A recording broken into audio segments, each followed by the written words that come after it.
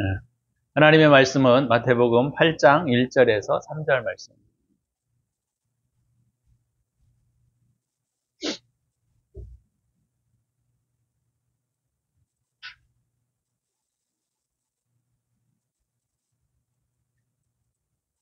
제가 봉독해 드립니다.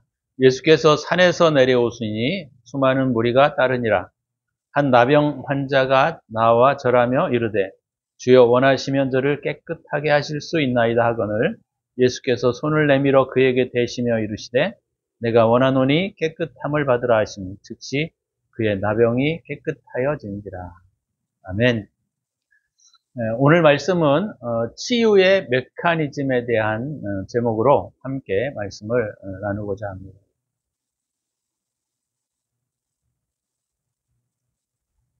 마태복음 7장을 하다가 사실 7장 21절에서부터 29절까지의 내용들을 스킵했습니다. 이 내용들은 제가 메시지하면서 너무나 많이 말씀을 드려서 또 말씀을 함께 나누는 것은 또 좀 반복되는 느낌이 있어서 이거는 아마 제 메시지를 듣는 분은 다 잘 아시리라고 생각이 들어서 8장으로 넘어왔습니다. 마태복음 8장에서 9장까지가 주님의 치유와 기적에 대한 내용들이 쭉 기록이 되어 있습니다. 그래서 8장에서 9장까지가 치유에 대한 메커니즘이 어떻게 이루어지는가, 이 부분에서 좀 함께 나누려고 생각하고 있습니다. 치유는 어떤 과정을 통해서 이루어지는가, 이 부분들을 함께 말씀을 나누고자 합니다.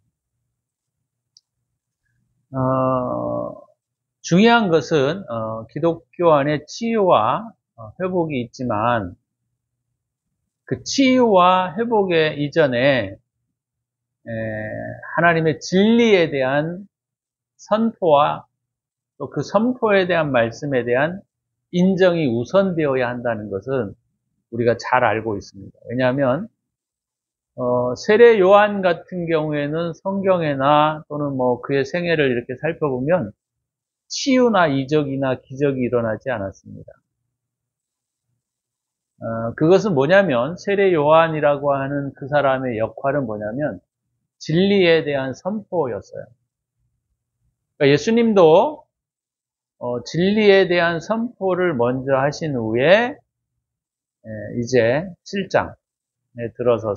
8장에 들어서서 이제 치유에 대한 부분들이 나타나고 있다는 것을 우리가 눈여겨보셔야 합니다. 왜냐하면 5장에서 7장까지가 우리가 잘 알고 있는 그 산상수훈이에요.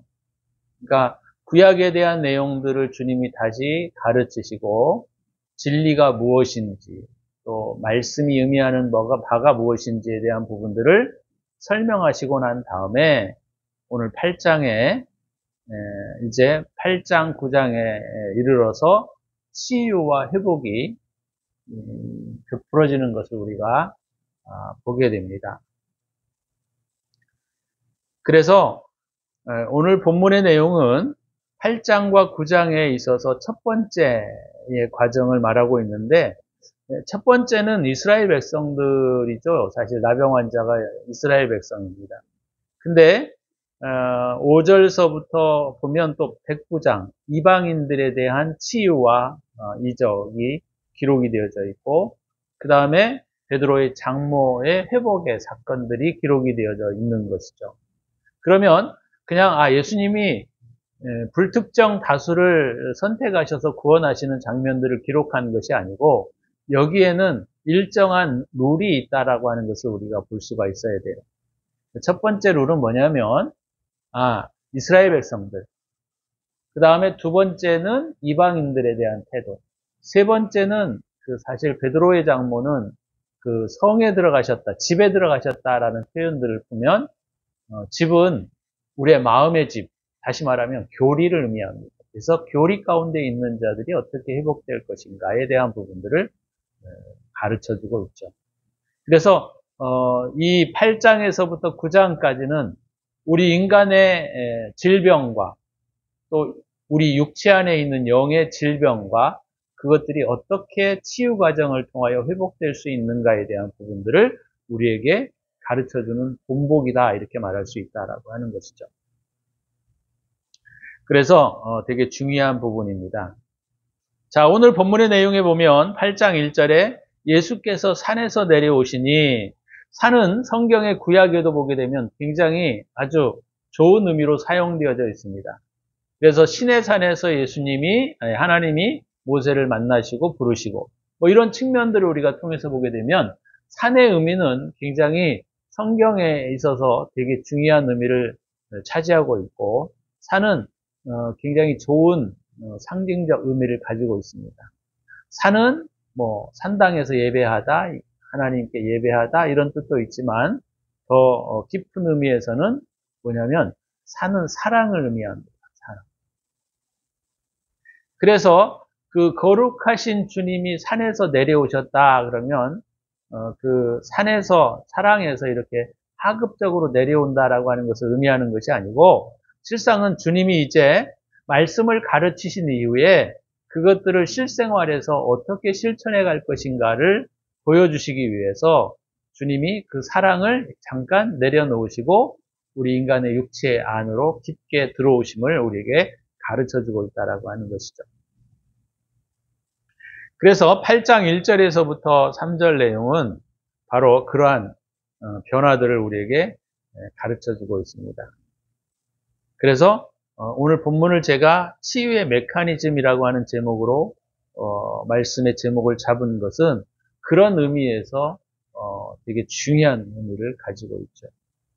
인간은 누구나 두 가지 질병 중에 하나에 다 걸려 있습니다. 그리고 인간을 우리가 보편적인 의미에서 우리가 보게 되면 온전하고 완전한 인간은 한 사람도 없습니다. 인류 가운데. 그러면 그가 육체적으로 어떤 문제를 가지고 있거나 또는 정신적인 장애를 가지고 있는 경우들이 많이 있다라고 하는 것이죠. 그래서 우리의 인간의 질병과 문제는 이 두 가지로부터 오게 됩니다. 첫 번째는 정신적인 장애로 인하여 오는 문제들. 두 번째는 그것으로 인한 육체의 장애를 갖게 되는 케이스. 그래서 이 두 가지 케이스들을 통해서 오늘 본문은 우리에게 치유의 메커니즘이 어떻게 흘러가는가에 대한 부분들을 우리에게 말씀해주고 있다라고 하는 것이죠.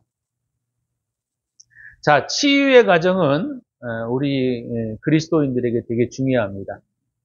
우리가 이제 어떤 사람이 안수했더니 병이 나았다 이런 표현들을 많이 쓰고 있는데, 실상은 그 병이 나았다라고 하는 것도 실상은 이런 치유의 메커니즘을 따르지 않으면 다시 그 치유는 일어나지 아니하고 다시 원상태로 돌아가는 경우들이 많이 있습니다. 그래서 치유의 메커니즘의 첫 번째 단계는 뭐냐면 진리가 선포되어야 돼요. 진리가 선포되어야 되고, 두 번째는 뭐가 이루어져야 되느냐면 오늘 본문을 통해서도 우리가 함께 그 부분들을 좀 보겠지만, 두 번째는 심령으로부터 그것들을 받아들이셔야 합니다. 내가 무엇이 문제이고 내가 무엇이 진리 안에 거하지 못하게 하는 것인지에 대한 인식과 그것들을 철저하게 받아들이지 않으면 안수에서 우리가 질병을 고친다든지 치유하는 것도 일시적인 효과밖에 나타나지 않습니다. 그 다음에 세 번째는 뭐냐면 우리 안에 깊숙이 인식하고 그것을 받아들였다 할지라도 내 삶에서 그분들을 고쳐내지 않으면, 다시 말하면 행동의 변화가 없다고 한다면 회복되지 않습니다. 그래서 이것이 순차적으로 이루어져 가야 돼요. 그 다음에 이런 행동의 변화를 통해서 우리의 삶의 회복과 치유가 일어난다라고 하는 사실을 우리가 분명히 아셔야 합니다. 많은 경우들이 이런 치유와 이런 회복에 대한 이야기들을 우리가 듣게 될 때 이 과정들을 무시하기 때문에 온전한 치유가 일어나지 않고 온전한 회복이 일어나지 않는 경우들을 저는 너무나 많이 보아왔어요. 그래서 이런 과정들을 우리가 겪어가야만 되고 그것이 반드시 순차적으로 이루어져야 한다라고 하는 사실을 우리가 이해해야만 한다라고 하는 것이죠.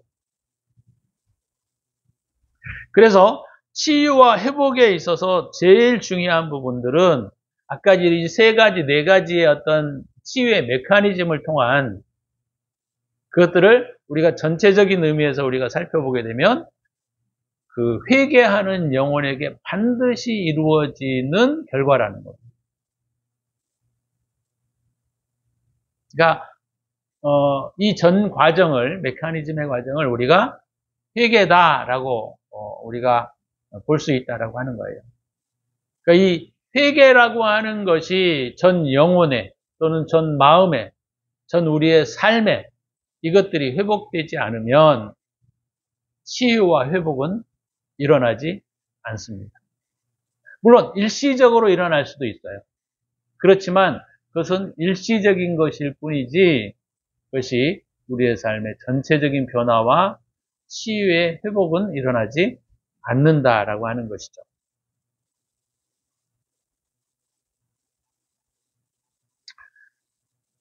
그래서 예수님께서 오늘 이제 산에서 내려오셨다라는 의미는 바로 이제 예수님이 실제적으로 그런 부분들을 치유하시기 위하여 자기를 비우시고 내려놓으셔서 이제 인간 안에 깊숙이 들어오시는 부분들을 우리에게 가르쳐주고 있는 내용입니다.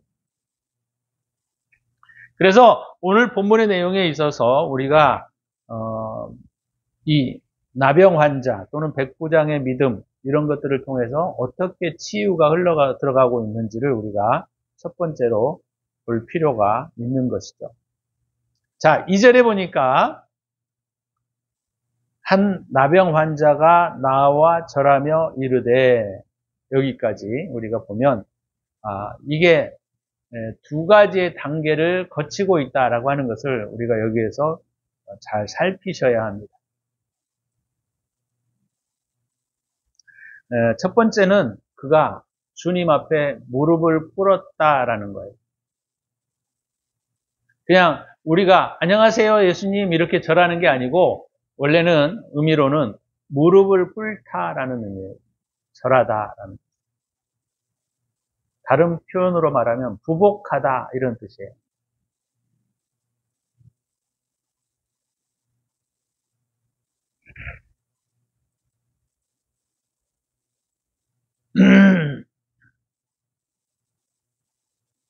그래서 나병 환자가 나와서 절하여 이르되라는 말은 두 가지인데 하나는 절하다, 그러니까 무릎을 꿇고 주님 앞에 부복하다라는 뜻입니다.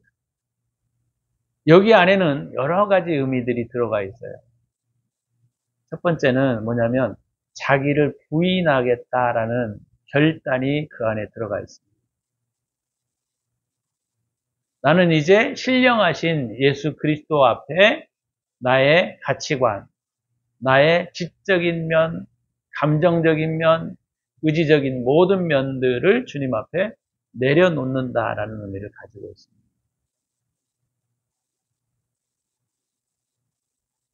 그래서 이게 되게 중요한 부분이에요.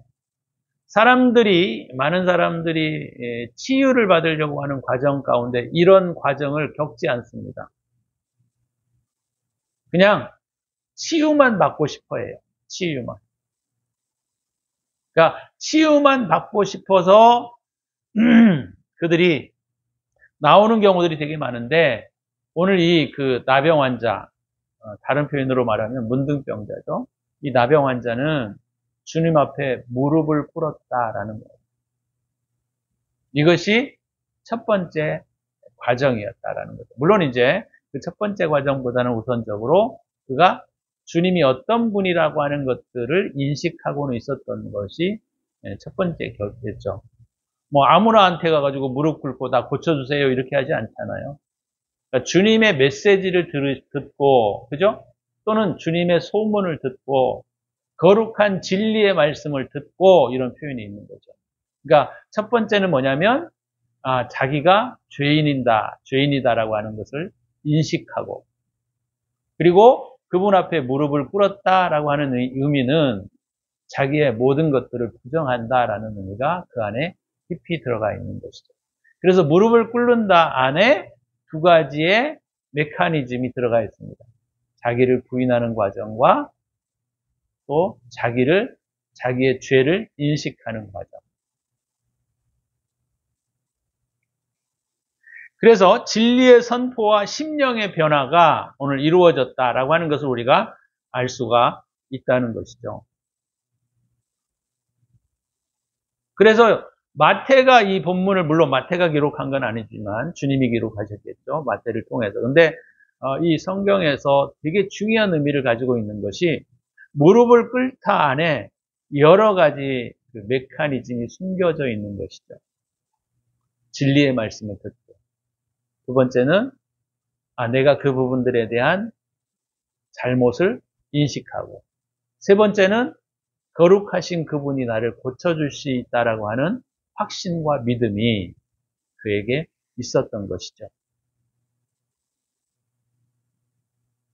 그래서 우리가 이 본문을 우리가 가만히 이제 다른 측면에서 생각해 보게 되면 우리가 이렇게 하지 않아도 되잖아요. 주님 앞에 나가서 주님 저 병을 좀 고쳐주세요. 그렇게 할 수도 있잖아요. 근데 오늘 본문에서는 무릎을 꿇었다라고 하는 것에 우리가 좀 깊이 있게 들여다보아야 할 부분이다라는 것이죠. 인간은 누구나 자기의 문제들을 빨리 해결하고 싶은 욕망이 있고, 자기를 부인하고 죄에 대한 인식 과정이 없이 그냥 치유되고 회복되기만을 원하는 것이 인간들이 가지고 있는 속성입니다. 이것은 자기 사랑이에요. 악이에요. 악. 근데 오늘 이 그 나병 환자의 특징은 바로 이런 치유에 대한 메커니즘에 대한 과정들을 밟고 있다라고 하는 것을 우리가 눈여겨보아야 한다는 거예요. 이 부분들을 우리가 보지 않으면 예수님 앞에 와가지고 나병 환자가 고침을 받았네? 뭐 이 정도로 우리가 이해하게 되면 우리도 보통 이제 저기 예수님이 집회를 한대 그러면 어떡하겠습니까? 우리가 일반적으로 보면 그 집회에 가가지고 예수님 나 고쳐주세요. 그렇게 하겠죠. 근데 오늘 본문에서는 아주 그 부분들을 세세하게 다루고 있다라고 하는 것이죠.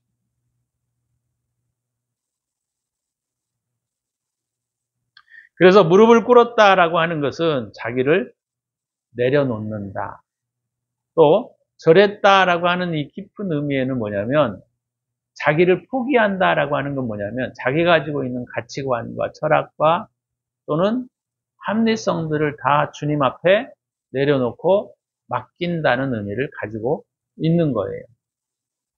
그래서 그것이 무릎을 꿇고 절하다라고 하는 의미 안에 들어가 있다라고 하는 거예요.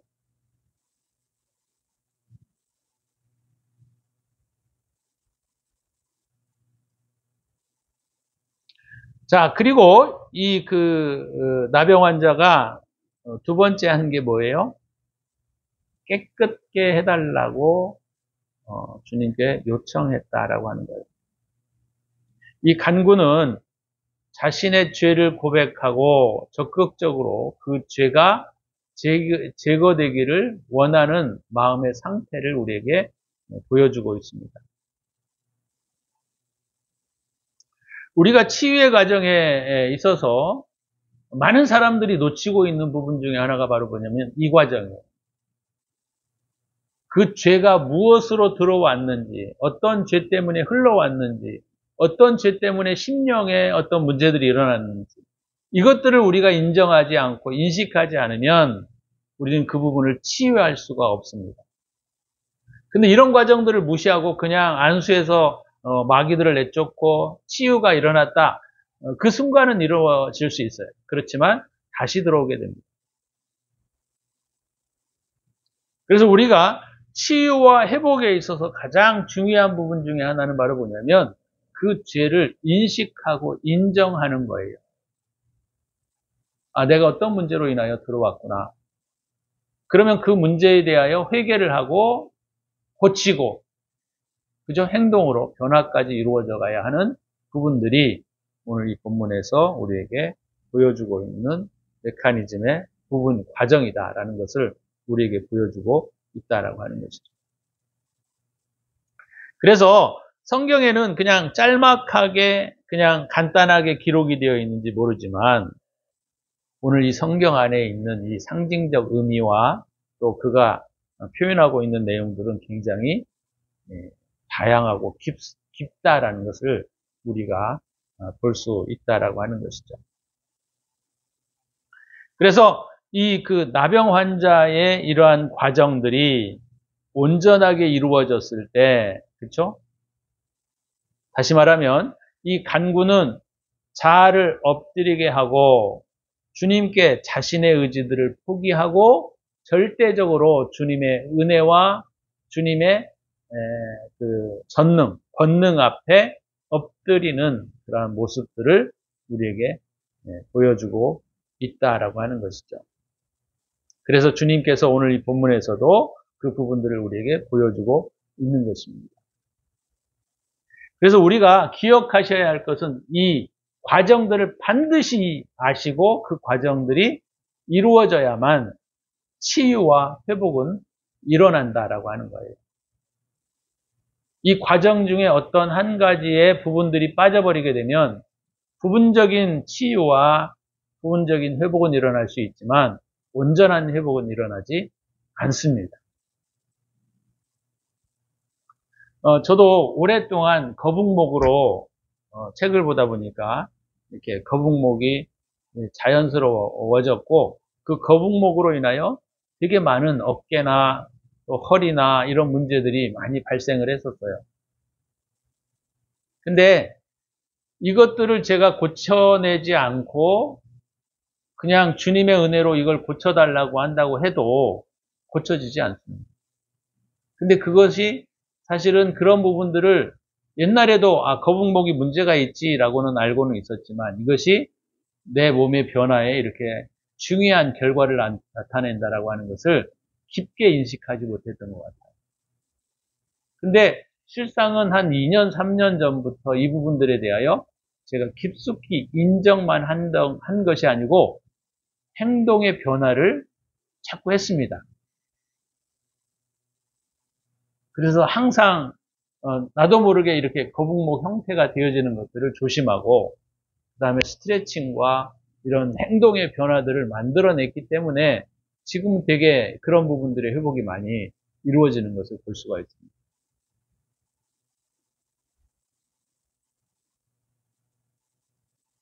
그래서 우리에게 진리의 말씀이 있고 진리의 말씀에 대한 그 우리의 죄에 대한 인식과 인정이 정확하게 되어지고 난 다음에 그 다음에 내가 행동을 고쳐내는 삶까지 가고 그 다음에 주님이 나의 질병을 고쳐주실 거라고 하는 그런 믿음을 가지고 행한다고 하면 회복될 수 있다라고 하는 거예요. 질병과 문제는 질병도 그렇지만 우리의 인생의 문제도 항상 이 두 가지로 오게 되어 있습니다. 하나는 내 심령 상태의 장애, 그것으로부터 나타나는 문제가 있고 그 다음에 두 번째는 내 태도의 문제로 인하여 나타나는 문제들이 있어요. 그래서 우리가 쉽게 마귀를 쫓아내면 모든 문제가 해결될 거라고 우리가 생각하는 경향들이 있는데 그렇지 않습니다. 마귀를 쫓아내는 것과 더불어 행동의 변화까지 이루어내야만 온전한 회복과 치유가 일어날 수 있다라고 하는 것이죠. 그래서 이 부분은 우리에게 되게 중요한 것들을 가르쳐주고 있는 것이죠. 그러니까 오늘 이 나병 환자가 나와 절하며 주여 원하시면 저를 깨끗게 하실 수 있나이다. 이것이 바로 오늘 치유의 메커니즘의 한 과정들을 이루고 있는 것을 우리에게 가르쳐주고 있고 그런 과정이 이루어졌을 때 3절에 주님이 그렇게 말씀을 하시는 것을 볼 수가 있습니다. 예수께서 손을 내밀어 그에게 대시며 이르시되 내가 원하노니 깨끗함을 받으라 하시니 즉시 그의 나병이 깨끗하여 진지라.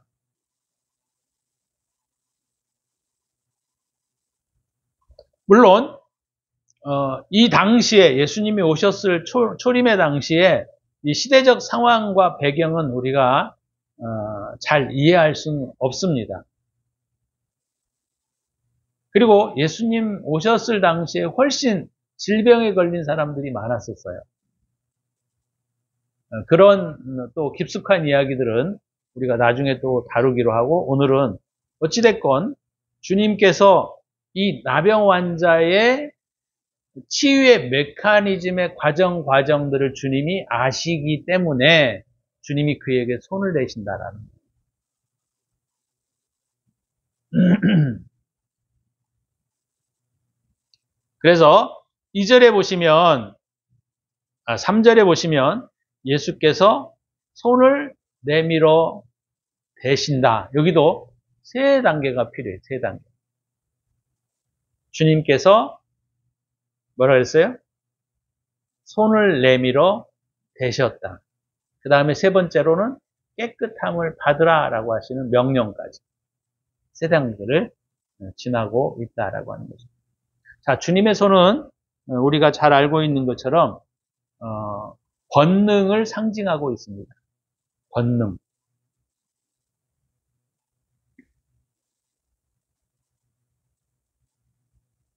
능력. 그런 거죠. 능력.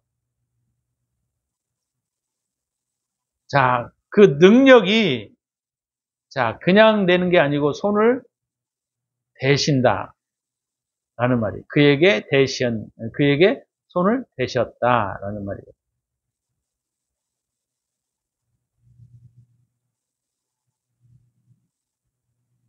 자, 여기에는 되게 중요한 몇 가지 의미들이 포함되어 있습니다.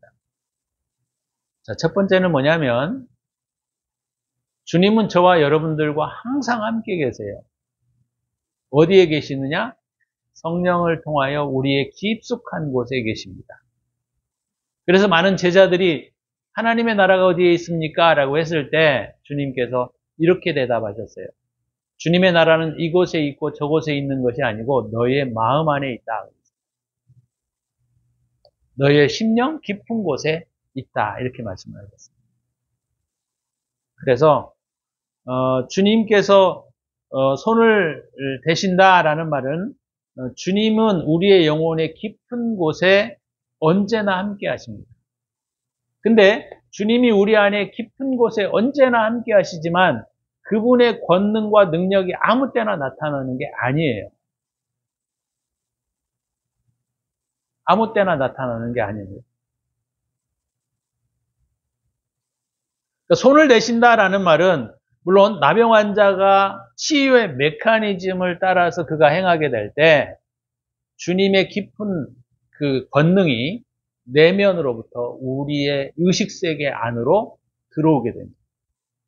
그리고 그 내면이 우리의 의식세계 안으로 들어오면서 치유와 회복이 일어난다라고 하는 거예요. 그래서 주님이 오늘 말씀하시는 이 과정은 2절이 치유와 회복의 전제 조건이고 치유와 회복의 전제 조건을 통해서 이 메커니즘이 정확하게 과정을 따라 이루어지게 되면 3절은 반드시 일어난다는 거예요. 3절은. 주님의 권능이 우리 안에서 의식세계로 들어오고 우리의 생각과 우리의 의지 안으로 들어오게 돼서 그것이 발현되는 거예요. 그것이 치유의 과정이다. 또는 회복의 과정이다라고 하는 거예요.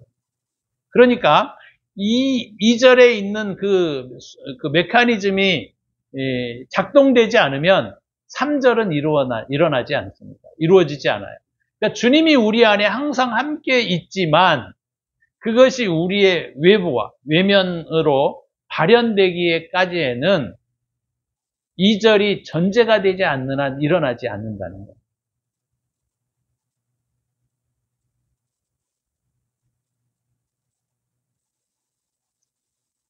우리가 이 그 나병 환자가 이와 같이 그의 의식 가운데 주님에 대한 사모함과 그 부분에 대한 확신과 인정과 자기를 내려놓음들이 확실하게 이루어지고 그것들이 행동의 변화까지 이루어지게 될 때 주님의 그 내면인 주님의 권능이 우리 안에서 우리의 의식세계 밖으로 또는 외면적 밖으로 흘러나오게 된다라고 합니다.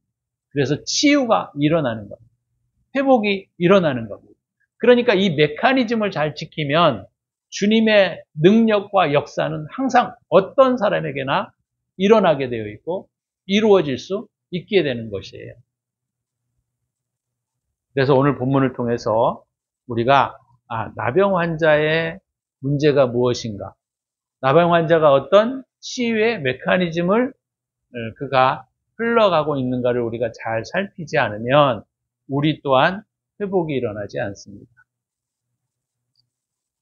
진리의 말씀에 대한 부분들을 듣고 그 부분에 대한 인식과 자기 죄에 대한 분명한 인식과 인정하는 태도와 자기는 아무것도 아니라고 하는 주님께로만이 온전히 회복이 있다라고 하는 것과 그 다음에 자기의 모든 것들을 주님께 맡기는 자세가 되어지게 될 때 주님의 능력과 권능이 우리의 깊은 내면의 세계에 있는 것들이 우리의 외면으로 발현되어서 치유의 능력과 역사가 이루어진다라고 하는 것을 오늘 이 본문을 통해서 우리가 배울 수 있다라고 하는 거예요.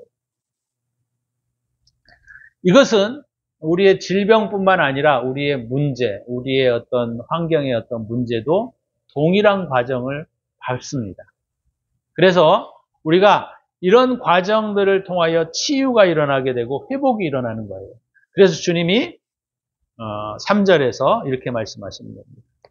예수께서 손을 내밀어 그에게 대시며 이르시되 내가 원하노니 깨끗함을 받으라 하시니 즉시 그의 나병이 깨끗하여졌다 이렇게 말씀하고 있는 것이죠. 치유는 어떤 사람에게만 일어나는 것이 아니고 모든 사람에게 이 치유의 메커니즘대로 우리가 잘 따라가게 되면 어느 누구에게나 동일하게 일어날 수 있는 과정입니다. 왜요? 주님은 항상 우리 안에 깊이 내면에 계시기 때문입니다. 근데 그 깊은 주님의 권능이 우리의 의식적인 세계 안으로 들어오지 않으면 치유와 회복은 일어나지 않는다는 것을 우리에게 가르쳐주고 있는 것이죠. 오늘 본문을 통해서 저와 여러분들이 이 치유의 과정들이 또는 우리의 문제의 과정들을 통하여 우리가 회복할 수 있는 유일한 방법은 이 치유의 메커니즘을 잘 따라가야 한다라고 하는 거예요. 그렇게 되어질 때 주님께서 말씀해 주실 거예요. 내가 원하노니 깨끗함을 받으라. 그래서 저와 여러분들이 우리 삶에 나타나고 있는 우리의 정신적인 문제, 또 우리의 육체적인 문제들도 오늘 이 메커니즘을 통해서 우리가 다 치유할 수 있고 회복할 수 있다라고 하는 사실을 우리가 잘 배우셔야 합니다. 그래서 저와 여러분들이 우리의 삶에 더 나은 방향과 더 나은 신앙 안으로 들어가는 축복된 인생이 되어지시기를 주의 이름으로 축원합니다. 기도합니다.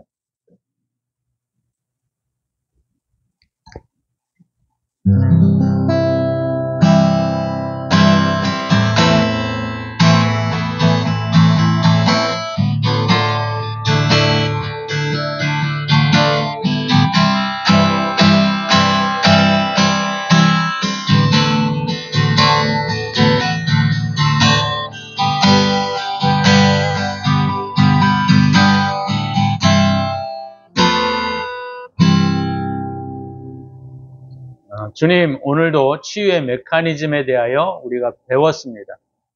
주님, 우리가 이 메커니즘을 따라서 잘 회개하여 주님의 놀라운 능력과 역사가 우리의 삶에 실제적으로 이루어지는 인생이 되어지기를 원합니다.